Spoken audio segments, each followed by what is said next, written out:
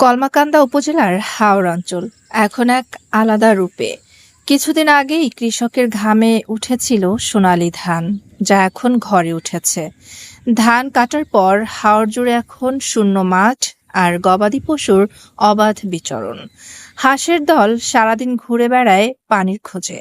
বর্ষার আগমনের আভাস এখন প্রকৃতিতেই স্পষ্ট।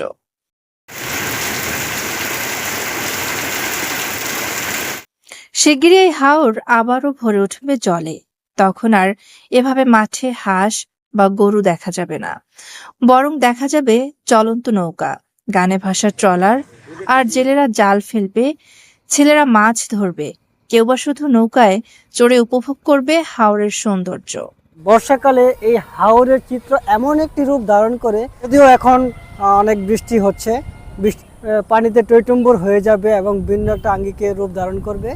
তবে হাওরের আসলেই বিভিন্ন সময় বিভিন্ন রূপে রূপায়িত হয় এবং বেশ ভালো লাগার, মনে প্রশান্তি দেওয়ার মতো একটা পরিবেশ আমরা ফিরে পাই।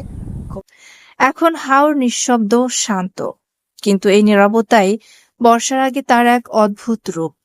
অল্প কিছুদিন পরেই সব বদলে যাবে, ফিরে আসবে গতি, জীবন আর নতুন আশার রং। এই পরিবর্তনের অপেক্ষা করেই হাওর দাঁড়িয়ে আছে, স্থির আর শান্তভাবে। হাওর কেবল প্রকৃতির অংশ নয়, মানুষের জীবনের ছন্দ।